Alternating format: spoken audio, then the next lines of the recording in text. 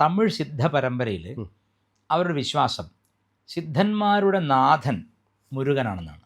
സിദ്ധന്മാരുടെ നാഥൻ. ഈ 18 സിദ്ധന്മാരിലൊരു സിദ്ധനാണ് പുലിപ്പാണി സിദ്ധർ.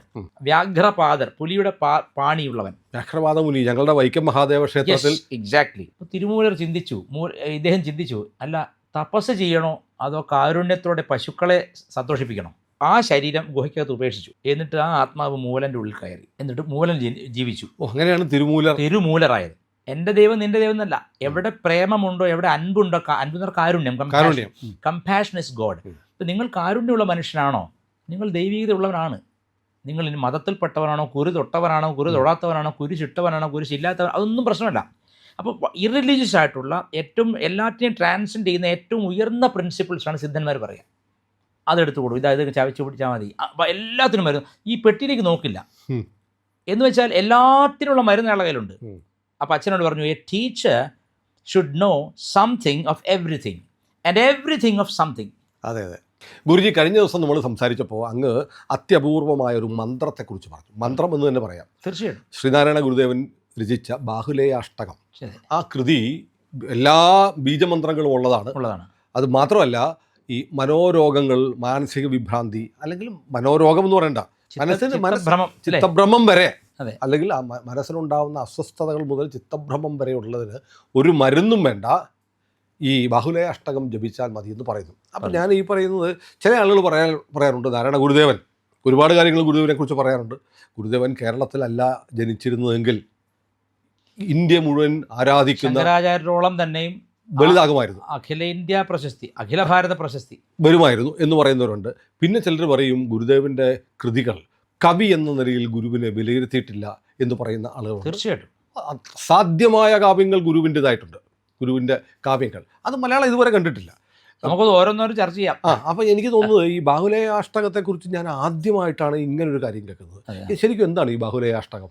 നമുക്ക് ബാഹുലേയാഷ്ടകം എന്ന് പറഞ്ഞാൽ, ഇപ്പോൾ ഈ തമിഴ് സിദ്ധ പരമ്പരയിൽ അവരുടെ വിശ്വാസം സിദ്ധന്മാരുടെ നാഥൻ മുരുകനാണെന്നാണ്. സിദ്ധന്മാരുടെ നാഥൻ അഗസ്ത്യർ ആണ് ആദ്യമായി മുരുകനിൽ നിന്നും സിദ്ധമന്ത്രത്തെ സ്വീകരിച്ചെന്നാണ് പറയുന്നത്. അങ്ങനെ തുടങ്ങിയിട്ട് താഴേക്കുള്ള ഭോഗർ, പിന്നെ ഗോരക്കർ, മച്ചേന്ദ്രർ, ഇതൊക്കെ ഉത്തരേന്ത്യയിലുണ്ട്. ഗോരഖനാഥ്, മത്സ്യേന്ദ്രനാഥ്, അത് തമിഴിൽ വരുമ്പോൾ ഗോരക്കർ, മച്ചേന്ദ്രർ എന്ന് പറയും. നമ്മുടെ യോഗി ആദിത്യനാഥിന്റെ അതെ പരമ്പര. അത് എക്സാക്ട്ലി പരമ്പര മാത്രമല്ല, ഇപ്പോൾ യോഗി ആദിത്യനാഥാണ് ഗോരഖ് പരമ്പരയുടെ നാഥൻ. അവിടുത്തെ പന്ത് നാഥ് എന്ന് പറയും, പന്ത്.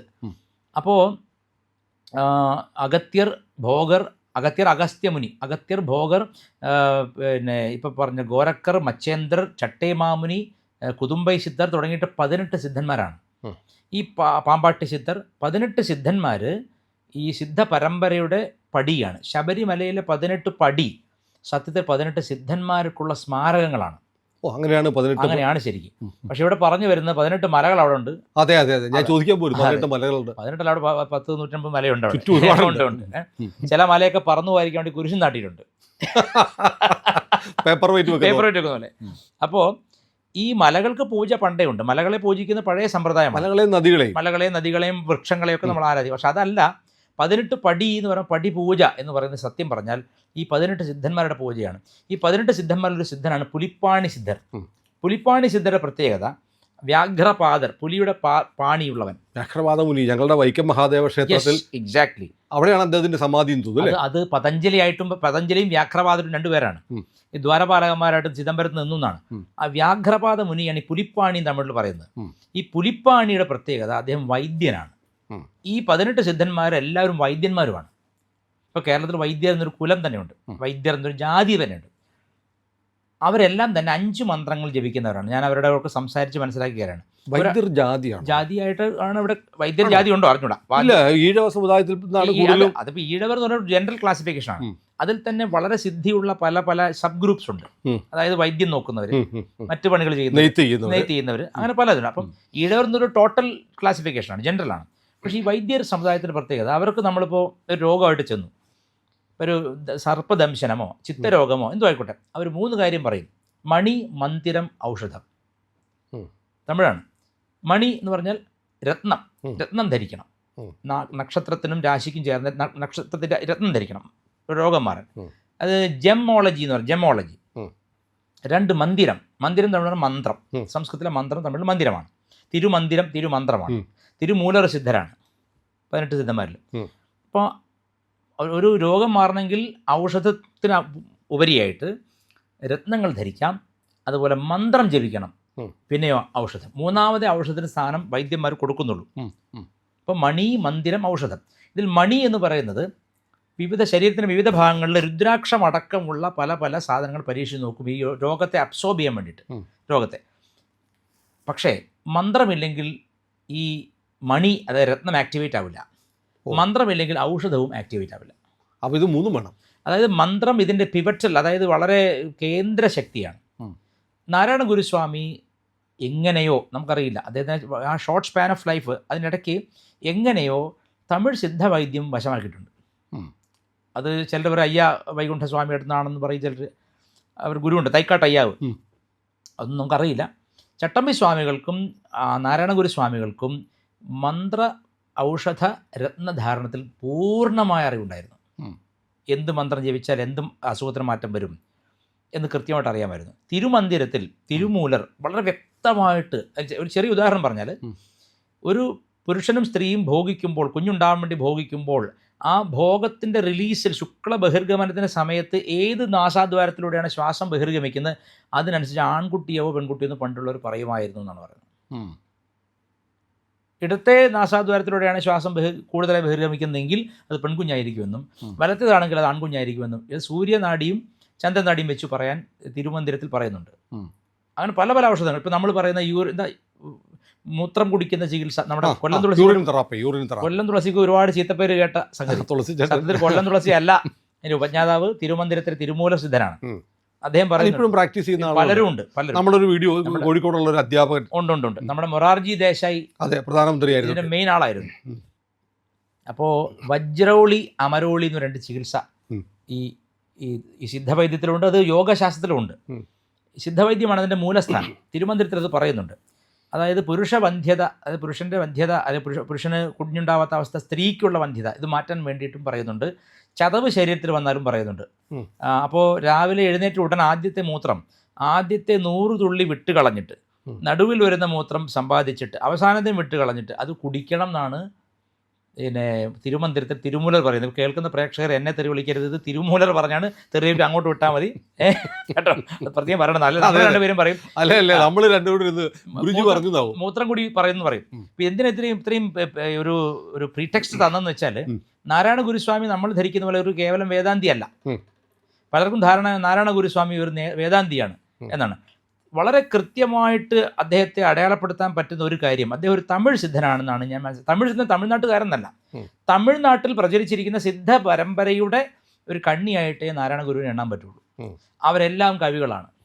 ഇപ്പോൾ അഗസ്ത്യരെടുത്ത് അഗസ്ത്യർ 3000, അഗസ്ത്യർ നൂലെന്ന് പറയും. അതായത് കവിതയിലൂടെ തത്വങ്ങൾ പറയുന്നത് സിദ്ധ പരമ്പര രീതിയാണ്.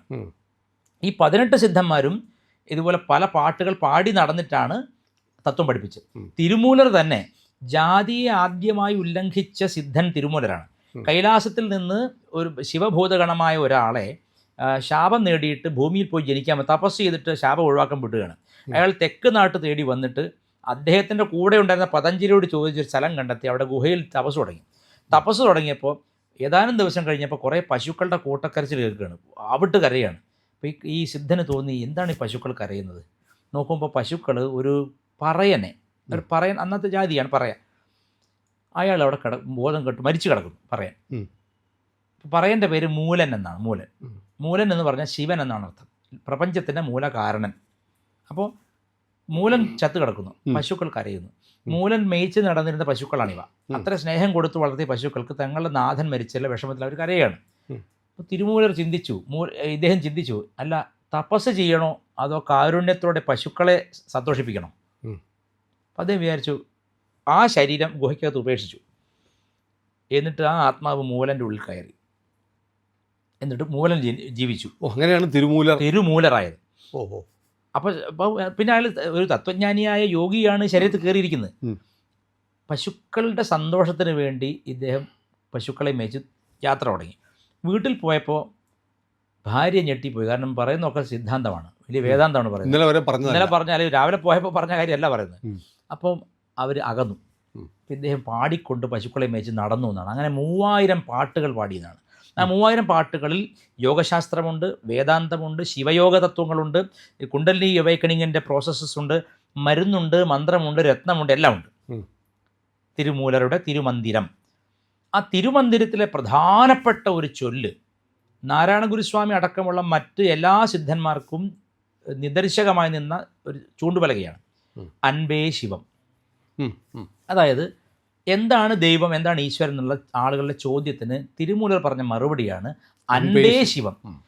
ഇത് നമ്മൾ ബൈബിളിലൊക്കെ കേൾക്കുന്ന ഗോഡ് ഈസ് ലവ് എന്നാണ്. തിരുമൂലർ പറഞ്ഞതല്ല, love is God. Wherever there is love, that is godliness. എൻ്റെ ദൈവം നിന്റെ ദൈവം എന്നല്ല, എവിടെ പ്രേമമുണ്ടോ, എവിടെ അൻപുണ്ടോ, അൻപെന്ന കാരുണ്യം, കമ്പാഷൻ ഇസ് ഗോഡ്. ഇപ്പം നിങ്ങൾ കാരുണ്യമുള്ള മനുഷ്യനാണോ, നിങ്ങൾ ദൈവീകത ഉള്ളവനാണ്. നിങ്ങൾ ഇനി മതത്തിൽപ്പെട്ടവനാണോ, കുരു തൊട്ടവനാണോ, കുരു തൊടാത്തവനാണോ, കുരിശിട്ടവനാണോ, കുരിശില്ലാത്തവൻ, അതൊന്നും പ്രശ്നമല്ല. അപ്പോൾ ഇറലിജിയസ് ആയിട്ടുള്ള ഏറ്റവും എല്ലാറ്റിനെയും ട്രാൻസെൻഡ് ചെയ്യുന്ന ഏറ്റവും ഉയർന്ന പ്രിൻസിപ്പിൾസാണ് സിദ്ധന്മാർ പറയുക. അത് നാരായണ ഗുരുവിൽ വളരെ സ്പഷ്ടമായിട്ട് കാണാം. അദ്ദേഹം ഏതെങ്കിലും ഒരു പർട്ടിക്കുലർ ഗ്രൂപ്പിൻ്റെ ആളായിട്ട് ഒരിക്കലും SNDP-യിൽ നിന്ന് രാജിവെച്ചു. അതെ അതെ, അദ്ദേഹത്തിന് അതൊന്നും അങ്ങനത്തെ ചെറിയ കൂടുകളൊന്നും ഇടാൻ പറ്റുന്ന പക്ഷികളല്ല ഇവർ. ഇവർ അനന്തവിഹായസിൽ ആനന്ദിച്ച് ഉല്ലസിച്ച് പറക്കുന്ന സിദ്ധന്മാരാണ്. ചട്ടമ്പി സ്വാമികളും അങ്ങനെ തന്നെ. അപ്പം നമ്മളതിനെ തെറ്റിദ്ധരിച്ചിട്ട് ഇത് ഈഴവരെ സംരക്ഷിക്കാൻ വന്ന ഗുരുവാണ്, അല്ലെങ്കിൽ ഇത് നായന്മാർക്കെതിരെയുള്ള ഗുരുവാണ്, അങ്ങനെ കൊണ്ടുവന്ന് ഒരു ചെറിയ സർക്കിളിൽ ഒതുക്കി ഗുരുവിനെ. അത് ഏറ്റവും വലിയ പാതകമാണത്. ഇപ്പോൾ അഗസ്ത്യരെ എടുക്കാം. തമിഴ്നാട്ടിൽ ജീവിച്ചിരുന്ന ആളാണ്. അഗസ്ത്യർ ഏത് ജാതിക്കാരനാണ്? അഗസ്ത്യ നായരാണോ, അഗസ്ത്യ അല്ലെങ്കിൽ പുലയനാണോ, അഗസ്ത്യ നമ്പൂരിയാണോ? ആരും ആലോചിക്കാറില്ല. നമ്മൾ ചിന്തിക്കേണ്ടതാണ്. ചിന്തിക്കാറ് പോലും ഇല്ല നമ്മൾ. കാരണം എപ്രകാരമാണോ വിഷ്ണുവിൻ്റെ അവതാരങ്ങളിൽ വാമന അവതാരം ഉള്ളത്, ശിവന്റെ വാമന അവതാരമാണ് അഗസ്ത്യർ. 3 അടി ഉയരമുള്ള കുറുമുനി എന്നാ പറയാം. ഇദ്ദേഹം തൊടാത്തൊരു സ്ഥലം ആന്ധ്ര, തമിഴ്നാട്, കർണാടക, കേരളം, ഈ 4 സ്ഥലങ്ങളിൽ ഇദ്ദേഹം സ്പർശിക്കാത്ത ഭൂപ്രദേശം ഇല്ലെന്നാണ് പറയുന്നത്. അതായത് ചെറിയൊരു ശിവനാണെന്നാണ്. അപ്പോൾ ഇത് ശൈവ സിദ്ധാന്തത്തിൻ്റെ തമിഴ്നാട് വേർഷൻ അല്ലെങ്കിൽ തമിഴ്നാട് രൂപത്തിലുള്ള സിദ്ധ പരമ്പരയുടെ മന്ത്രതന്ത്ര വിധാനങ്ങളെല്ലാം ഒതുക്കിയവനാണ് അഗസ്ത്യർ. അവരുടെ പരമഗുരുവായിരിക്കുന്നത് മുരുകനാണ്. അതാണ് തെന്നാട്ടുடைய ശിവനേ പോற்றி എന്നാട്ടവർക്കും ഇറൈവാ പോற்றி. തെക്ക് നാടിൻ്റെ ശിവനെ നമസ്കാരം. പോറ്റി നമ എന്ന് പറഞ്ഞാൽ പറയാം, എല്ലാ നാട്ടുകാർക്കും ഉടയവനായ നമസ്കാരം. അപ്പോൾ പഴനിയിലേക്ക് മുരുകൻ വന്ന് നിന്നപ്പോൾ അത് അറുമുഖ ശിവനാണ്, 6 മുഖമുള്ള ശിവനാണെന്നാണ് പറയുന്നത്. തെക്ക് നാട്ടുകാർക്ക് മാത്രമുള്ളൊരു ഗോഡ്. തമിഴ് ഭാഷയുടെ ഗുരു ആയിട്ടാണ് അഗസ്ത്യരെ കാണുന്നത്. പക്ഷേ തമിഴ് ഭാഷയുടെ ഉപജ്ഞാതാവായിട്ട് മുരുകനെയാണ് കാണുന്നത്. നക്കീരർ പറയുന്നത് തിരുമുരുകാട്ടുപട അതിൽ പറയുന്നത് മുരുകനാണ് ഈ ഭാഷ ഉണ്ടാക്കിയത്. നാരായണ ഗുരുസ്വാമി കേവലം മലയാള ഭാഷ പഠിച്ച്, സംസ്കൃതവും മലയാളവും മാത്രം പഠിച്ച് ഈ നാട്ടിൽ ജനിച്ച് വളർന്ന ഇദ്ദേഹം തേവാര പതിക്കങ്ങൾ എഴുതിയിട്ടുണ്ട്. എപ്രകാരമാണോ അപ്പർ, സുന്ദരർ, അതുപോലെ മാണിക്യവാചകർ ഒക്കെ തുടങ്ങിയ ആളുകൾ തിരുജ്ഞാന സംബന്ധർക്ക് തമിഴിൽ എഴുതിയിരിക്കുന്നത്, അതിനോട് കിടപിടിക്കുന്ന അതേ ഭംഗിയിലും കാവ്യഭംഗിയിലും രചനാ ചമത്കാര ശക്തിയിലും എഴുതിയിരിക്കുകയാണ്. ഞാൻ പഠിച്ചിട്ടുണ്ട് തമിഴിൽ തേവാര പതിക്കങ്ങൾ നാരായണ ഗുരുവിൻ്റെ. അപ്പോൾ സത്യത്തിൽ പറഞ്ഞാൽ ഇദ്ദേഹത്തിനെ എത്രയും പെട്ടെന്ന് നമ്മൾ രക്ഷിച്ച് തമിഴ്നാട്ടിൽ എത്തിച്ചാൽ, ഈ സിദ്ധാന്തം അവിടെ പറഞ്ഞു കൊടുക്കാൻ പറ്റിയാൽ, തീർച്ചയായിട്ടും രാഷ്ട്രീയത്തിൽ നിന്നും കേവല ജാതിഭ്രാന്തിൽ നിന്നും നാരായണ ഗുരുവിന് രക്ഷ കിട്ടും. അഗസ്ത്യരെ പോലെ. അഗസ്ത്യർക്ക് ഒരു പ്രശ്നമില്ല, അവിടെ ഒരു ജാതിയുടെയും കൂടെ അഗസ്ത്യരെ കാണാൻ പറ്റുന്നില്ല. ഞാൻ പറയുന്നത് കേരളത്തിൽ നാഥ അമൃതാനന്ദമയ ദേവിയാണ് ആദ്യമായി ജാതിഭ്രാന്തിൽ നിന്ന് രക്ഷപ്പെട്ട ഒരു ഗുരു. കാരണം ജനിച്ച സമുദായക്കാരെ മാത്രം സംരക്ഷിക്കാൻ ഒരു പേര് അവർക്ക് വന്നില്ല. എത്രയോ ബ്രാഹ്മണർ, എത്രയോ ക്ഷത്രിയർ, വൈശ്യർ, എല്ലാ വിഭാഗക്കാരും അവിടെ പോയിട്ട് അമ്മയെ നമസ്കരിക്കുന്നു. അമ്മയുടെ കൂടെ ഉണ്ട്. അവിടെ പ്രത്യേകിച്ച് ഇന്ന ജാതി എന്നൊരു ചിന്തയേ വരാത്ത രീതിയിലാണ് കാര്യങ്ങൾ നടക്കുക. അങ്ങനെ വന്നില്ലെങ്കിൽ എല്ലാ ഗുരുക്കന്മാർക്കും അബദ്ധമായി. ഇന്ന് സാക്ഷാത് ശങ്കരാചാര്യർ പോലും ബ്രാഹ്മണ ഗുരു എന്നറിയപ്പെടുന്നു. അതെ അതെ. അതായത് പക്ഷെ ബ്രാഹ്മണർ അദ്ദേഹത്തിന്റെ അമ്മയുടെ ഹൃദയത്തോട് പോലും അങ്ങനെ ഒരു ബ്രാഹ്മണർക്കൊരു അങ്ങനെ ഒരു കോട്ടം കേരളത്തിലുണ്ടെന്ന് പറയും. കാരണം പെറ്റമ്മയ്ക്ക് പിന്നെ ചിതയിരിക്കാൻ മരം കൊടുത്തില്ലെന്ന് പറയുമ്പോൾ അതൊരു വലിയൊരു മഹാപാപമല്ലേ. അപ്പോൾ ഞാൻ പറയുന്നത് ഓരോ ഗുരുവിനെയും നമ്മുടെ സമൂഹം നോക്കിയിരിക്കണം. ആ സിദ്ധാന്തം പഠിക്കാനല്ല, ഇയാൾ ഏത് ജാതിയിൽപ്പെടുത്താം. നിർമ്മലാനന്ദഗിരി സ്വാമി, സമാധിയായ നിർമ്മലാനന്ദഗിരി സ്വാമിയോട് ഒരാൾ ചോദിച്ചു, സ്വാമിയുടെ അച്ഛൻ്റെ പേരെന്താണ്? സ്വാമി ഉടനെ പറഞ്ഞു, നിൻ്റെ ഉദ്ദേശം എനിക്ക് മനസ്സിലായി. സ്വാമി പറയാണ്, നിൻ്റെ ഉദ്ദേശം എനിക്ക് മനസ്സിലായി. ഋഷി മൂലവും നദീ മൂലവും ചോദിക്കരുതാണ് ശാസ്ത്രം. ഋഷി എവിടുന്ന് വന്നു, ആരുടെ പുത്രനാണ് ചോദിക്കാൻ, നദി എവിടുന്ന് ഒടിവെന്ന് നോക്കണ്ട. അല്ല, ഗുരുവിനോട് ചോദിച്ചിട്ടുണ്ടല്ലോ. ഗുരു അപ്പോൾ ചോദിച്ചു, കണ്ടാൽ അറിയാത്തവൻ എങ്ങനെ പറഞ്ഞാൽ അറിയും? അതെ, കണ്ടാൽ അറിയുമോ ചോദിച്ചു. അറിയാം. ഇല്ല. കണ്ടാറിന് പറഞ്ഞാൽ അങ്ങനെ അറിയാമെന്ന് ചോദിച്ചു. ട്രെയിനിൽ പോകുമ്പോൾ. അതെ അതെ അല്ലേ?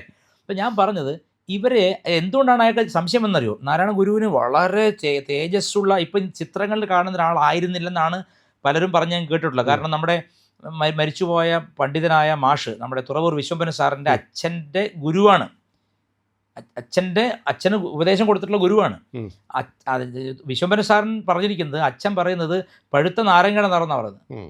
അത്രയ്ക്ക് തേജസ്വിയായിരുന്നു പറയുന്നത്. ഇപ്പോൾ വരയ്ക്കുന്ന ചിത്രത്തിൽ ശോകമൂകനായ ഒരാളെയാണ് കാണുന്നത്. അതെ അതെ, ഇതൊക്കെ ഞാൻ എതിർത്ത് പറയുന്ന കാര്യം. അപ്പോൾ പറയുമ്പോൾ അവർക്ക് ഇഷ്ടപ്പെടുന്നില്ല. കാരണം അതീവ തേജസ്വിയായ ജ്വലിക്കുന്ന കണ്ണുകളുള്ള ഒരു സിദ്ധനായിട്ടാണ് അദ്ദേഹം ഇവിടെ ഉണ്ടായിരുന്നത്. അല്ല, നിത്യചൈതന്യയുടെ ഫെൻഹില്ലിലെ ആശ്രമത്തിൽ വെച്ചിരിക്കുന്നത് ഈ ഗുരുവിന്റെ, നമ്മൾ കണ്ടു ശീലിച്ച ഗുരുവിന്റെ ചിത്രമല്ല അല്ല അവിടെയുള്ളത്. നിത്യചൈതന്യതയ്ക്ക് സൗന്ദര്യശാസ്ത്രം അറിയാം, രീതിശാസ്ത്രം അറിയാം, മാനശാസ്ത്രം അറിയാം. നിത്യചൈതന്യതയും ഒരു ജാതിയുടെ ഉള്ളിൽ പെടാൻ വേണ്ടിയിട്ട് എന്ന് കൊടുത്തിട്ടില്ല. പക്ഷെ നിത്യചൈതന്യത ഒരു അപകടം ചെയ്തു. അദ്ദേഹത്തിൻ്റെ ഗുരുവായ നാരായണ ഗുരുസ്വാമിയുടെ ശിഷ്യനായ പൽപ്പൂരിൻ്റെ മകനായ നടരാജ ഗുരുവിൻ്റെ ബുക്കുണ്ട്, പരമകാരുണികനായ അള്ളാഹു എന്ന്. അപ്പോൾ എനിക്കൊരു മനസ്സിലായി, ഖുർആൻ വായിക്കാതെ എഴുതിയതാണ്. എനിക്ക് നിത്യചൈതന്യതയോടും നടരാജ ഗുരുവിനോടും ഒരു വിയോജിപ്പേ ഉള്ളൂ. അല്ല, അക്കാലത്ത് മലയാള പരിഭാഷ ഉണ്ടായിട്ടില്ല. നാരായണ ഗുരുസ്വാമി വായിച്ചിട്ടില്ല. ചട്ടമ്പി സ്വാമികൾ ബൈബിൾ വായിച്ചു, ഈ ഖുർആൻ വായിച്ചില്ല. അപ്പോൾ പലരും ചെയ്ത് എല്ലാം ഒന്നല്ലേ എന്ന് പറഞ്ഞേ ഉള്ളൂ, അല്ലാതെ വായിച്ചിട്ടില്ല. വായിച്ചിരുന്നെങ്കിൽ ഒരു പക്ഷേ നമ്മളെക്കാൾ കൂടുതൽ അദ്ദേഹം, കാരണം ഭയമില്ല അവർക്ക്. നാരായണ ഗുരുവിനാണെങ്കിലും ചട്ടമ്പി സ്വാമിക്കാണെങ്കിലും അവർക്ക് ഭയമില്ല. കാരണം അവർ ഒരു സമൂഹത്തെയും ഒരു പർട്ടിക്കുലർ ക്ലസ്റ്ററിനെയും ഭയക്കുന്ന ആളുകളല്ല. അപ്പോൾ ഞാൻ പറഞ്ഞു വന്നത്, തിരുമന്ദിരത്തിൽ എന്തിനു വേണ്ടി, സിദ്ധിക്ക് വേണ്ടി യാചിച്ചു വന്നൊരു സാധകൻ, ഒരു യോഗി, സ്വന്തം ശരീരം ചെയ്യാൻ വേണ്ടി ഉപേക്ഷിച്ചിട്ട് ഒരു പറയൻ്റെ ശരീരത്തിൽ എന്തിനു കയറി? അദ്ദേഹം പറഞ്ഞു, ഞാൻ ശിവനെ സാക്ഷാത്കരിച്ചു. എങ്ങനെ?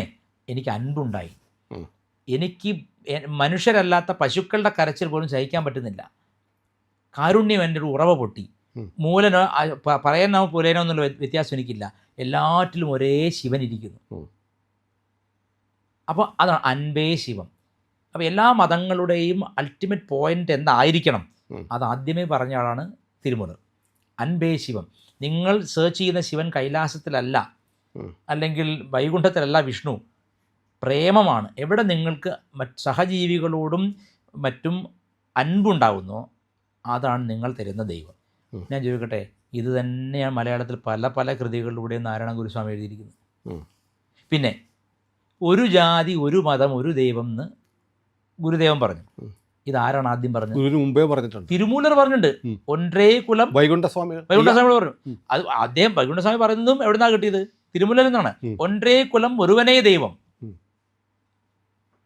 അപ്പോൾ തമിഴ് സിദ്ധ പരമ്പരയാണ് സത്യത്തിൽ the real revolutionary spiritual leaders in India. ഈ 18 സിദ്ധന്മാരുടെ കൃതികൾ പഠിച്ച തല ചുറ്റും. കാരണം അത്രയ്ക്കും മോഡേൺ മെഡിസിൻ പോലും ചിന്തിക്കാൻ പറ്റാത്ത കാര്യങ്ങൾ, അതുപോലെ എല്ലാറ്റിനും സൂക്ഷ്മതലങ്ങൾ ചിന്തിച്ചെഴുതിയിരിക്കുന്നുണ്ട് ഇവർ. അത് ഒരു പാട്ട് രൂപയാണ് എഴുതുന്നത്. നാരായണ ഗുരുസ്വാമി ബാഹുലയാഷ്ടകം എഴുതിയപ്പോൾ എനിക്ക് തോന്നുന്നത് അത് ആർക്കോ മരുന്നായിട്ട് കുറിപ്പ് കൊടുത്താണ്. അതെന്താണെന്ന് വെച്ചാൽ 87-നും 97-നും ഇടയ്ക്ക്, 1887-നും 1897-നും ഇടയ്ക്ക് എഴുതിയിരിക്കുന്നത്. അത് കൃത്യമായിട്ട് പറയുന്നില്ല. ഈ മുരുകൻ സിദ്ധന്മാരുടെ ഗുരു എന്ന് പറഞ്ഞല്ലോ, എല്ലാ സിദ്ധന്മാരും മുരുകന് കീഴിലാണെന്നാണ് സങ്കല്പം. നാരായണ ഗുരുവിൻ്റെ ഇഷ്ടദേവത എന്താ? മുരുകനാണ്. ചട്ടമ്പി സ്വാമികളുടെ എന്താണ്? മുരുകനാണ്. ബാലസുബ്രഹ്മണ്യം മന്ത്രമാണ് ജപിച്ചത്. അത് ബാലാസുബ്രഹ്മണ്യ മന്ത്രമാണെന്നാണ് പറയുന്നത്. അതായത് ഈ 2 പ്രധാനപ്പെട്ട പരമ്പരകളെയും ജാതിയുടെ അടിസ്ഥാനത്തിലാണ് കേരളം കാണുന്നത്. ഞാൻ അങ്ങനെയല്ല കാണുന്നത്.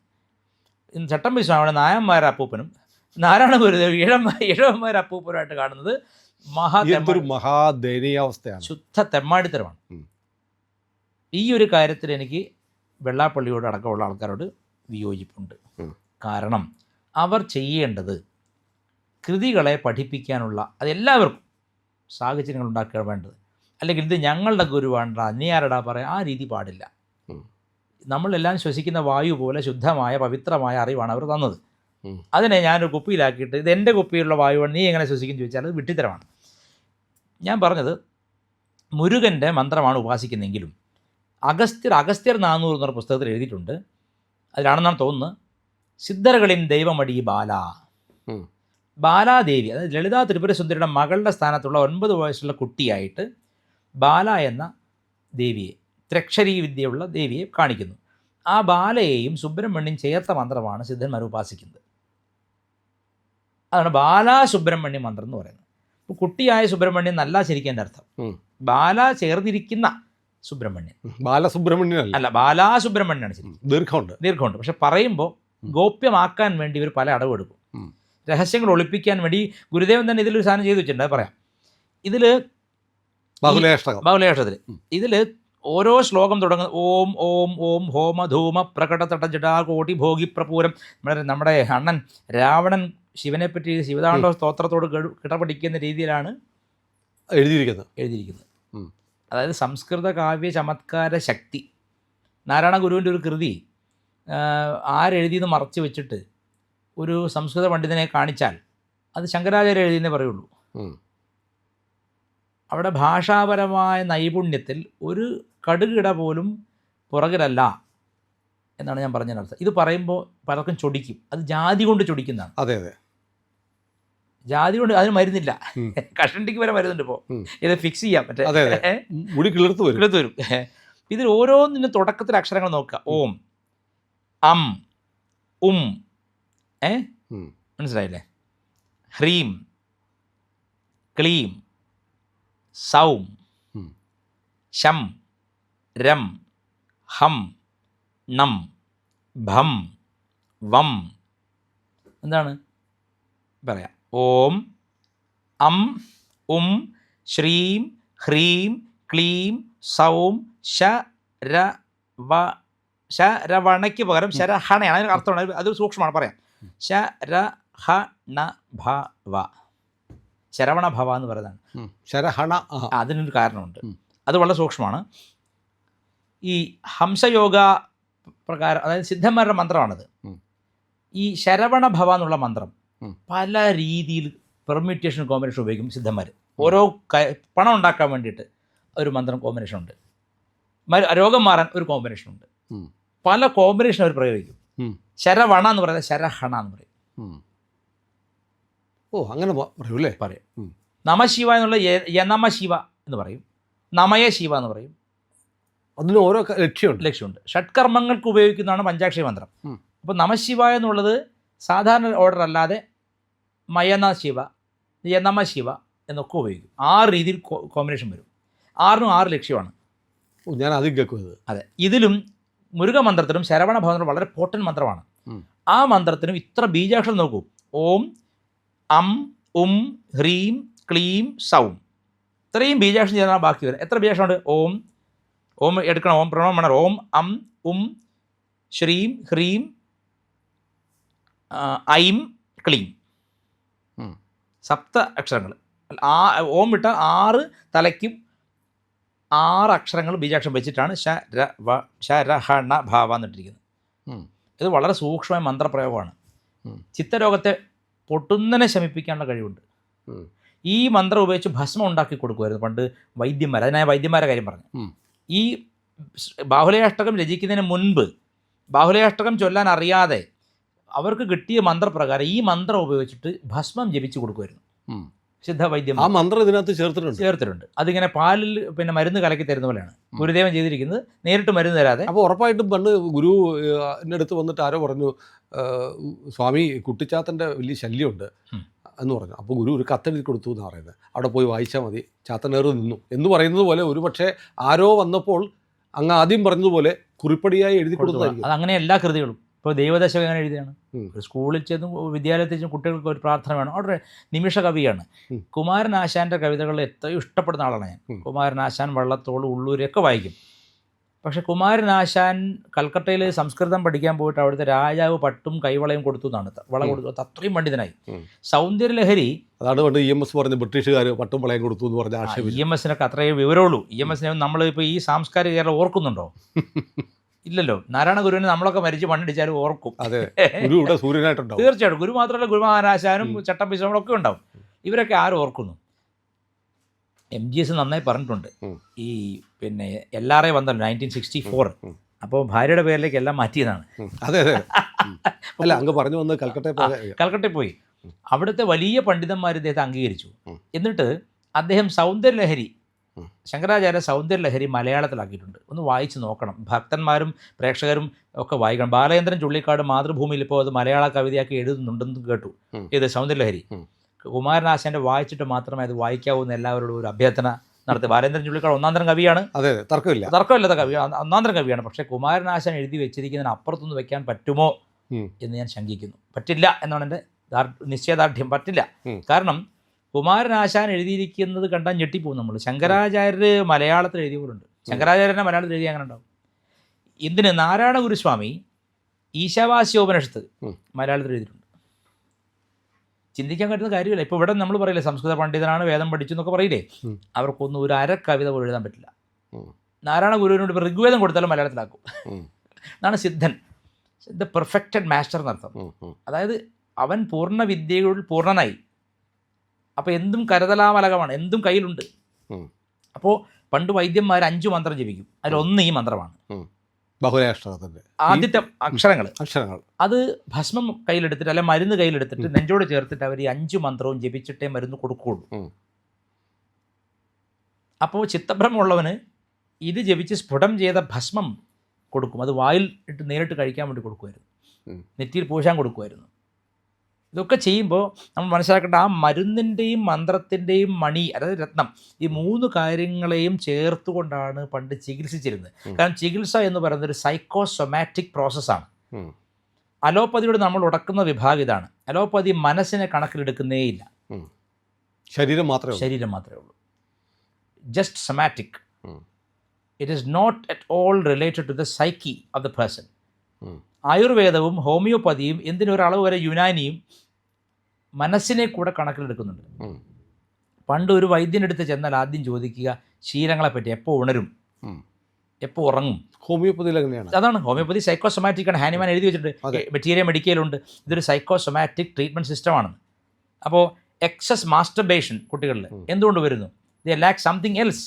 പുറമേ കാണിക്കുന്ന പ്രകടീകരണങ്ങളൊന്നും അത് പുറമേ കാണുന്നല്ല, മനസ്സിൽ അതൊരു രൂഢമൂലം മറ്റെന്തോ ആശങ്കയുണ്ടെന്നാണ് പറയുന്നത്. ഇത് ആയുർവേദം പറയുന്നുണ്ട്. ചിത്തം തുഷ്ടമായ, മനസ്സ് സന്തോഷപ്പെട്ടാൽ തീർച്ചയായിട്ടും ശരീരത്തിൽ രോഗം മാറുമെന്നാണ് ആയുർവേദം പറയുന്നത്. സിദ്ധവൈദ്യം ആയുർവേദത്തെക്കാൾ കടന്നു നിൽക്കുന്ന വൈദ്യമാണ്. ആ സിദ്ധവൈദ്യം എന്ന് പറയുന്നത് അഗസ്ത്യരുടേതാണ്, അഗസ്ത്യർ കണ്ടെത്തിയതാണ്. ഇപ്പോൾ ഒരു കാണി ഇപ്പോൾ അടുത്ത് മരിച്ചുപോയി, തിരുവനന്തപുരത്ത് അഗസ്ത്യാർ കൂടത്തിൽ അവിടെ ഒരു അഗസ്ത്യ പച്ച എന്നൊരു അതിന് പേറ്റന്റ് ഉണ്ട്. ആരോഗ്യപ്പച്ച. എന്താ എൻ്റെ പ്രത്യേകത? അഗസ്ത്യപ്പച്ച കഴിച്ചാൽ വിഷമതാവില്ല, കാട്ടിൽ എത്ര വേണമെങ്കിൽ നടക്കാം, ഉന്മേഷദായകമാണ്. അഗസ്ത്യപ്പച്ചയുടെ മെഡിക്കൽ പ്രോപ്പർട്ടീസിനെ പറ്റിയിട്ട് വളരെ വിശദമായ പഠനങ്ങൾ നടക്കുകയാണ് ഇപ്പോൾ. ഇപ്പം ഞാൻ പറഞ്ഞു ഇതെല്ലാം എങ്ങനെ നാരായണ ഗുരുവിന് അറിയാമായിരുന്നു. നമുക്കിത് എങ്ങനെ നാരായണ ഗുരുസ്വാമി ഇത് പഠിച്ചു നമുക്കറിയില്ല. അതൊരു സിദ്ധവിദ്യയാണ്. അദ്ദേഹം മന്ത്രത്തെ, അതായത് ഈ മന്ത്രം അല്ലെങ്കിൽ മുരുകൻ്റെ ഒരു മന്ത്രം നമ്മൾ പെർഫെക്റ്റ് ചെയ്താൽ, ജപിച്ച് പുരസ്ചരണം ചെയ്ത് പെർഫെക്റ്റ് ചെയ്താൽ മുരുകൻ ആ വിദ്യകളെല്ലാം നമ്മളിൽ വെളിപ്പെടുത്തുന്നതാണ് പറയുന്നത്. അപ്പോൾ ഞാനൊരു നമ്മുടെ പ്രേക്ഷകർക്ക് വേണ്ടി അങ്ങോട്ട് കാര്യം ചോദിക്കട്ടെ. അപ്പോൾ അങ്ങ് വളരെ വിശദമായി ഇതുവരെ നമ്മൾ സംസാരിച്ച് ഇതിലേക്ക് എത്തിക്കാൻ വേണ്ടിയിട്ട് വൈദ്യത്തെക്കുറിച്ച് പറഞ്ഞു, ചികിത്സാരീതികൾ പറഞ്ഞു, നമ്മുടെ സിദ്ധന്മാരെ കുറിച്ച് പറഞ്ഞു. ഒരു വലിയ സർവ്വവിജ്ഞാന കോശം ഇങ്ങനെ തുറന്നു വെച്ചു ഈ മേഖലയിലുള്ളത്. അതൊരു വലിയ ഭാഗ്യമാണ്. വിദ്യാജി ഇങ്ങനെ വന്നിട്ട് അദ്ദേഹത്തോട് സംസാരിക്കുമ്പോൾ നമ്മൾ ഒരു പോയിന്റ് ചോദിച്ചാൽ തൊടുക്കുമ്പോഴൊന്ന് എന്ന് പറഞ്ഞ പോലെ ആയിരക്കണക്കിന് കാരണമുണ്ട്. ഞാൻ ഡിഗ്രി കഴിഞ്ഞിട്ട് കുറേ പിള്ളേരെ ട്യൂഷൻ എടുക്കാൻ പോയി. അപ്പം അച്ഛൻ അധ്യാപകനാണ്. അച്ഛനോട് പറഞ്ഞു, ഞങ്ങളുടെ കോഴിക്കോട് ഞായറാഴ്ച ദിവസം ഈ കച്ചവടക്കാർ കഴുത്തിൽ വലിയൊരു പെട്ടി തൂക്കിയിട്ട് വരും. അതിൽ 10-25 ചെറിയ ചെറിയ ബോക്സസ് കാണും, തുളകൾ. അപ്പോൾ പല വർത്തമാനങ്ങൾ പറഞ്ഞ് പാട്ടൊക്കെ പാടി ചിലപ്പോൾ മാജിക്കൊക്കെ കാണിച്ച് ആളുകളെ കൂട്ടും നാട്ടുവൈദ്യന്മാർ. ആളുകൾ ചുറ്റും കൂടുമ്പോൾ ഓരോരുത്തരോട് ഇങ്ങനെ തമാശയൊക്കെ പറയാം, എന്താ പ്രശ്നം, പല്ലുവേദന. ഉടനെ അവനോട് എന്തൊക്കെയോ പറഞ്ഞുകൊണ്ട് ഇയാളുടെ ഇടത്തെ കൈ ഒരു ഈ 25 ബോക്സിൽ ഒന്നിലേക്ക് പോകും, അതെടുത്ത് കൊടുക്കും, ഇതായത് ചവച്ച് പിടിച്ചാൽ മതി. അപ്പം എല്ലാത്തിനും മരുന്ന്, ഈ പെട്ടിയിലേക്ക് നോക്കില്ല. എന്ന് വെച്ചാൽ എല്ലാത്തിനുള്ള മരുന്ന് അയാളുടെ കയ്യിലുണ്ട്. അപ്പം അച്ഛനോട് പറഞ്ഞു, A teacher should know something of everything and everything of something. അതായത് ഒരു വൈദ്യൻ എപ്രകാരമാണോ ഇതിലേക്ക് നോക്കാതെ മരുന്നെടുത്ത് കൊടുക്കുന്നത്, അതുപോലൊരു അധ്യാപകന് എല്ലാ വിഷയങ്ങളെപ്പറ്റി ഒരു ഏകദേശ ധാരണ അറിയണം, സംതിങ് ഓഫ് എവറിഥിങ്. പക്ഷെ അവനവൻ്റെ വിഷയത്തിൽ എല്ലാം അറിയണം, എവറിഥിങ് ഓഫ് സംതിങ്. ഇത് ഞാൻ എൻ്റെ മനസ്സിൽ ഏറ്റു വാങ്ങിയോണ്ടാണ്. നന്നായി, അത് ഞങ്ങളെ പോലെയുള്ള പ്രേക്ഷകരുടെ ഒരു ഭാഗ്യമാണ്. ഏതായാലും എനിക്കൊരു കാര്യം കൂടി ചോദിക്കാറുണ്ട്. ഞാൻ പറഞ്ഞു വന്നത്, നമ്മൾ ഒരുപാട് കാര്യങ്ങൾ കിട്ടി. ഇപ്പോൾ ഒരു കഷ്ടിച്ചേട്ട അരമണിക്കൂറിനടുത്ത് നമ്മുടെ ഈ സംഭാഷണം നീണ്ടു. ഇത് കാണുന്ന ഒരാൾക്കും ഡാറ്റ പോയി, സമയം പോയി എന്നുള്ള ഖേദമുണ്ടാവില്ല എന്ന് എനിക്കറിയാം. എന്നെ ഇതിന് ശേഷം എത്ര ആളുകൾ വിളിക്കുമെന്ന് എനിക്കിപ്പോൾ തന്നെ ഭയം വരുന്നുണ്ട്. ഏതായാലും ഗുരുജി, എനിക്ക് ഒരു സംശയമുള്ളത്, ഇപ്പോൾ ബാഹുലേയാഷ്ടത്തെക്കുറിച്ചാണ് നമ്മൾ പറയുന്നത്. അപ്പോൾ ഒരു മനഃശാന്തി, മനസ്സിന് ഭ്രാന്തൊന്നും വേണ്ട, നമുക്കൊരു അസ്വസ്ഥത വരുമ്പോൾ ഇത് കേട്ടാൽ, ഇത് വായിച്ചാൽ നമുക്ക് തൃപ്തി ഉണ്ടാകും. ഉറപ്പ് പറയാം. കുതിരവട്ടം മാനസികാരോഗ്യ കേന്ദ്രം, അതിൻ്റെ അടുത്താണ് ഞാൻ താമസിക്കുന്നത്, വീട്. അപ്പോൾ എന്നെ കൊണ്ട് എളുപ്പമുണ്ട്. കുതിരവട്ടം മാനസികാരോഗ്യ കേന്ദ്രത്തിൽ ഒരാൾ കിടക്കുന്നു വെച്ചോളൂ. അയാളിത് നിരന്തരം കേട്ടാൽ, ദിവസവും കേട്ടാൽ, അയാൾ സ്വസ്ഥചിത്തനാവും. പിന്നെ മറ്റുള്ളവരുടെ കാര്യം പറയണ്ടല്ലോ. കാരണം ഇത് എഴുതിയിരിക്കുന്നത് നമ്മളെപ്പോലെയുള്ള ആശങ്കയുള്ള ഒരാളല്ല, ജീവിതത്തിൻ്റെ ലക്ഷ്യം നേടിയ ഒരാപ്തനാണ്. ആപ്തം നേടിയവനാണ്, റീച്ച് ചെയ്തു അയാൾ. ആ ആപ്തനായിരിക്കുന്ന നാരായണ ഗുരു ഇത് എഴുതിയിരിക്കുന്നത് ലോകക്ഷേമത്തിന് വേണ്ടി, അദ്ദേഹത്തിന് വേണ്ടിയിട്ടല്ല. അതെ അതെ, ഈ കൃതി മാത്രം ജീവിച്ചതേ ലോകത്തിന് വേണ്ടിയിട്ടാണ്. ഈ കൃതി മാത്രം, എല്ലാ കൃതിയും ശങ്കരാചാര്യരായിക്കോട്ടെ, നാരായണ ഗുരു ആയിക്കോട്ടെ, ചട്ടമ്പി സ്വാമി ആയിക്കോട്ടെ, ഇവരൊന്നും അവനവന് വേണ്ടിയിട്ട് എഴുതിയതല്ല. ഇപ്പം മഹിഷാസുരമർദ്ദിനി സ്തോത്രം ദിവസവും ജപിക്കുന്ന ഒരാളെ സംബന്ധിച്ച് ശത്രുബാധ ഉണ്ടാവില്ലെന്ന് വളരെ സ്പഷ്ടമായിട്ട് പറയാം. കാരണം അതിൽ അതേപോലെ ബീജാക്ഷരമുണ്ട്. ശത്രുബാധയ്ക്ക് എന്താണോ വേണ്ടത് അത് അതിലുണ്ട്.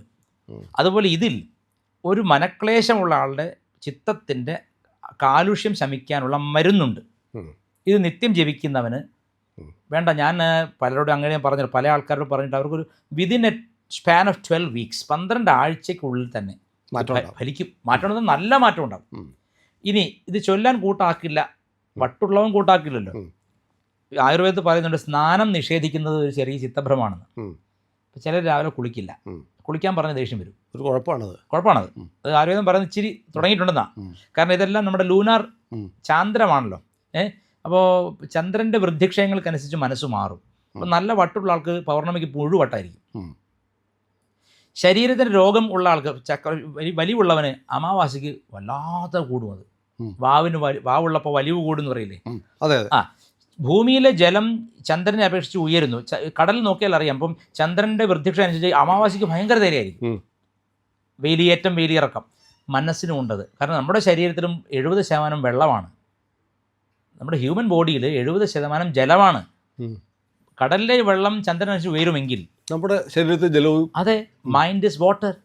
കണ്ടുപിടിക്കാൻ പറ്റാത്ത ഒരു ഫോംലെസ് തിങ് ആണ് മൈൻഡ്. അത് ഇറ്റ് ഈസ് വാട്ടർ. അതാണ് ജൈമിനി മഹർഷി പൂർവ്വമീമാംസയിൽ എഴുതി വെച്ചിരിക്കുകയാണ്. എത്രയോ 5000 ആണ്ട് മുമ്പ് എന്താ എഴുതി വെച്ചിരിക്കുന്നത്? ശശിനി സലിലമയി, ചന്ദ്രനിൽ ജലമുണ്ട്. ഇപ്പം ഇവർ നിങ്ങളുടെ നാസയും നാസറും പറഞ്ഞപ്പോൾ നിങ്ങൾ അംഗീകരിച്ചു. ജൈമിനി മഹർഷി 5000 ആണ്ട് മുമ്പ് പറഞ്ഞു, പൂർവ്വമീമാംസാകാരനായ ജൈമിനി മഹർഷി പറഞ്ഞു ശശിനി സലിലമയി എന്ന്. അത് നമ്മൾ വിശ്വസിച്ചില്ല. അതേപോലെ നാരായണ ഗുരുവിനെ ഇപ്പോൾ നിങ്ങൾ വിശ്വസിക്കില്ല. നിങ്ങൾ ജപിച്ചു കഴിഞ്ഞാൽ തീർച്ചയായിട്ടും മനസ്സിൻ്റെ ഈ വൃദ്ധിക്ഷയങ്ങൾ മാറി മനസ്സൊരു മധ്യബിന്ദു സ്വീകരിക്കും. ഈ മധ്യബിന്ദുവിനാണല്ലോ സ്വസ്ഥചിത്തം എന്ന് പറയുന്നത്. അതെ അതെ, ആ മധ്യബിന്ദു സ്വീകരിക്കും. കുട്ടികൾക്ക് പഠിക്കുന്ന കുട്ടികളൊക്കെ ചൊല്ലിയാൽ അവർ വേണ്ടാത്ത അഡിക്ഷനിലേക്ക് പോവാതെ പഠിത്തത്തിൽ ഉറപ്പിച്ച് നിർത്താൻ പറ്റും. ഫോക്കസ് വരും. അതെൻ്റെ വാക്ക് മാത്രമല്ല, ഞാൻ പറയേണ്ട കാര്യമില്ല. മഹാനായ ഒരാൾ എഴുതിയത് ഞാൻ പോയിട്ട് ഞാൻ ഉറപ്പ് തരാൻ പറയണ്ടല്ലോ. നാരായണ ഗുരുസ്വാമി എഴുതിയിരിക്കുന്നത് എൻ്റെ അനുഭവത്തിൽ, ഞാൻ എത്രയോ പേർക്ക് ചിത്തഭ്രമമുള്ള ആൾക്കാർ വരുമ്പോൾ ഞാൻ വേറെ ഒന്നും പറയില്ല. ഞാൻ ഒരു ബാഹുലേയാഷ്ടകം എന്നുണ്ട്. കുറച്ച് കഷ്ടമാണ് പഠിക്കാൻ. കാരണം അത്രയും വളരെ ക്ലിഷ്ടതരമായ സംസ്കൃത പദങ്ങളാണ്. പക്ഷെ നിങ്ങൾ ശ്രമിച്ചു വായിച്ചാൽ തീർച്ചയായിട്ടും ഫലമുണ്ടാകും. അപ്പോൾ ഒരാളുടെ അമ്മയ്ക്ക് വേണ്ടി വന്നു. അപ്പോൾ ഞാൻ പറഞ്ഞു അമ്മ വായിക്കില്ല, അത്ര പഠിപ്പില്ല ശരി. അപ്പോൾ ഞാൻ പറഞ്ഞൊരു കാര്യം, നിങ്ങളിത് പഠിക്കും. അമ്മയുടെ അടുത്തിരുന്ന് നിങ്ങൾ വായിക്കുന്നവരോ അമ്മ കേട്ടാൽ മതി. സത്യം ആ സ്ത്രീക്ക് ഒരുപാട് മാറ്റമുണ്ടായി. കുളിക്കാൻ തുടങ്ങി. ഇവർ കുളിക്കാൻ തുടങ്ങിയാൽ ഉറപ്പിച്ചോളൂ മാറ്റം ഉണ്ടായി. അല്ല, നമ്മളിപ്പോൾ ഇന്നത്തെ ജീവിത രീതിയിൽ മാനസികമായുള്ള അലച്ചിലും വിഷമതകളും ഇല്ലാത്ത ഒരു മനുഷ്യനുമില്ല. അപ്പോൾ അതുകൊണ്ടാണ് ഞാൻ അങ്ങോട്ട് കഴിഞ്ഞ നമ്മുടെ എപ്പിസോഡ് കണ്ടിട്ട് ചില ആളുകൾ ചോദിക്കുകയും ചെയ്തു. ഞാനപ്പോൾ അങ്ങോട്ട് ചോദിച്ചത്, അതേക്കുറിച്ച് നമ്മൾ സംസാരിച്ചാൽ ഒരുപാട് പേർക്ക് ഇന്നത്തെ ഈ അതിവേഗം കുതിക്കുന്ന ലോകത്ത് മാനസിക പ്രശ്നങ്ങളില്ലാത്ത ഒരാളുമില്ല, ഞാൻ ഉൾപ്പെടെ. അതുകൊണ്ട് നമുക്ക് മനഃശാന്തിക്കുള്ള ഒരു ദിവ്യ ഔഷധം നാരായണ ഗുരുദേവനാൽ വിരചിതമായി നമ്മുടെ മുന്നിലുണ്ട്, നമ്മൾ അറിയാതിരിക്കുന്നു എന്ന് പറയുമ്പോൾ അതുകൊണ്ടാണ് ഞാൻ അങ്ങോട്ട് ചോദിച്ചത്. 5 പൈസയുടെ ചിലവുണ്ടോ? ഒന്നുമില്ല. ഇല്ല. ഇൻ്റർനെറ്റ് കിട്ടും, പുസ്തകം വാങ്ങണ്ട. നെറ്റ് കിട്ടും. ഒരാളുടെ പുസ്തകം വാങ്ങി കാശ് കളയണ്ട, ഇൻ്റർനെറ്റിൽ കിട്ടും. 5 പൈസയുടെ ചിലവില്ല. ഇത് നിത്യേന എടുക്കുക, വായിക്കുക. ആർക്കാണോ ചിത്തരോഗം അവർ വായിക്കില്ല, അവരുടെ അടുത്തിരുന്ന് കേൾപ്പിക്കുക, അവരെ കേൾപ്പിക്കുക. രാവിലെ സ്നാനത്തിന് തയ്യാറായി പുറപ്പെട്ടാൽ വട്ട് ഇല്ല എന്നാണ് അർത്ഥം. നിങ്ങൾ ശ്രദ്ധിച്ചിട്ടുണ്ട് പറയാം, ഭ്രാന്ത് വന്നു കഴിഞ്ഞാൽ കുളിക്കില്ല. ഈ റോഡിൽ അലഞ്ഞു നടക്കുന്ന പല ആളുകളും അവർ വെള്ളമാണ് അവർക്ക് പേടി. കാരണം മൈൻഡ്, സത്യം പറഞ്ഞാൽ മൈൻഡ് എഗൻസ്റ്റ് ബോഡി വരികയാണ്. അപ്പോൾ ഈ വാട്ടർ എലിമെൻറ്റിനോട് വല്ലാത്തൊരു അകൽച്ച കാണിക്കും. ഈ പേനായ കടിച്ചാലും അങ്ങനെ തന്നെയാണല്ലോ, വെള്ളം തൊടും, ഒരു ഹൈഡ്രോഫോബിയ വരും.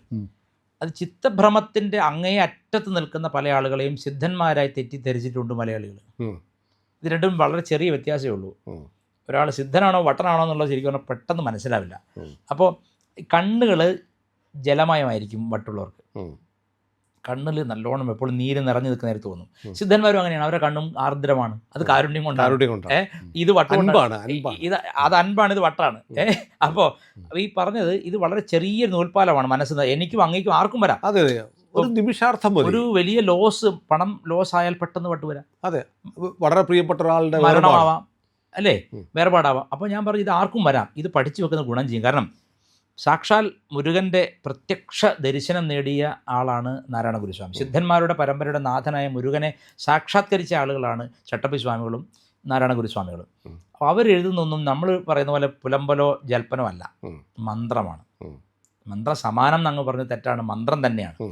കാരണം എന്തിനിങ്ങനെ എഴുതി, അതിന് കാരണമുണ്ടാവും. ഇതിൽ അനേകം ബീജാക്ഷരങ്ങൾ തീർച്ചയായും നിത്യവും എല്ലാവരും ജപിക്കുക. ഇതിന് പ്രത്യേകിച്ച് ദീക്ഷ വേണ്ട, ദീക്ഷയ്ക്ക് കാശ് വേണ്ട, ഒരു ഗുരുവിൻ്റെ മുമ്പ് പോയി കുമ്പിടണ്ട. ഒരു ഗുരു ഓൾറെഡി എഴുതി വെച്ചതാണ്. ദയവായി ചൊല്ലാൻ പഠിക്കണം. കുറച്ച് കഷ്ടമാണ്. ഇല്ലെങ്കിൽ യൂട്യൂബിലുണ്ടാവും, പ്ലേ ചെയ്ത് കേട്ടാൽ മതി. ഇഷ്ടം പോലെ യൂട്യൂബിൽ ഒരാൾ മാത്രം എത്രയോ പേര് പാടിയിട്ടുണ്ട്. പക്ഷെ ശ്രദ്ധിക്കേണ്ടത് അവർ ചിലരൊക്കെ ഉച്ചാരണം തെറ്റിക്കുന്നുണ്ട്. അത് ഞാൻ ശ്രദ്ധിച്ചു. അത് വരാതിരിക്കാൻ ഉണ്ടോ? ഞാൻ ഇതുവരെ ചെയ്തിട്ടില്ല, ചെയ്യാം. അപ്പോൾ ഏതായാലും ഉറപ്പായിട്ടും തീർച്ചയായിട്ടും ചെയ്യാം. അങ്ങയുടെ ചാനലിൽ തീർച്ചയായിട്ടും ചെയ്യാം. ബാഹുലേയ അഷ്ടകം ഉറപ്പായിട്ടും ചെയ്യണം. നമ്മുടെ പ്രേക്ഷകർ കാണും. പ്രിയപ്പെട്ട പ്രേക്ഷകരെ, നമ്മളെല്ലാവരും ഒരുപാട് മാനസിക സംഘർഷങ്ങൾ ഓരോ നിമിഷവും അനുഭവിക്കുന്നവരാണ്. അതിനൊരു ആത്മശാന്തി, നമുക്ക് മനഃശാന്തി നൽകുന്ന ഒരു സിദ്ധൌഷധം ഈശ്വരതുല്യനായ ശിവാംശമായ നാരായണ ഗുരുദേവനാൽ വിരചിതമായി നമ്മുടെ മുന്നിൽ ഉണ്ടായിട്ട് അത് നമ്മൾ അറിയാതെ പോയി സാക്ഷാൽ ഗുരുജി വിദ്യാസാഗർ ഗുരുമൂർത്തി വന്ന് പറയേണ്ടി വന്നിരിക്കുന്നു എന്നത് ഒരു ഭാഗ്യമാണ്. നിങ്ങൾക്ക് ഗുരുവിൻ്റെ അനുഗ്രഹം ഉണ്ടാവട്ടെ, മനഃശാന്തി ഉണ്ടാവട്ടെ, ബാഹുലേയാഷ്ടകം തൊട്ടടുത്തുണ്ടാവട്ടെ. തീർച്ചയായിട്ടും എപ്പോഴും. ഏതായാലും വിദ്യാസാഗർ ഗുരുമൂർത്തി നമ്മുടെ കൂടെ തന്നെയുണ്ട്. നമ്മുടെ ചാനൽ ഇതുവരെ സബ്സ്ക്രൈബ് ചെയ്തിട്ടില്ല എങ്കിൽ അതുകൂടെ ചെയ്യണം. കാരണം നമുക്ക് ഇത്തരം കാര്യങ്ങൾ പറയുമ്പോൾ നിങ്ങളിലേക്ക് എത്തണ്ടേ. നിങ്ങളുടെ പിന്തുണ ഉണ്ടെങ്കിൽ മാത്രമേ നമുക്ക് അദ്ദേഹത്തെ പോലെയുള്ള ആളുകളെ ഇവിടെ കൊണ്ടുവന്ന് ലോകത്തിന് മുന്നിൽ അദ്ദേഹം പറയുന്ന അമൃതവചനങ്ങൾ എത്തിക്കാൻ കഴിയുള്ളൂ. നിങ്ങൾ കൂടെ ഉണ്ടാവണം.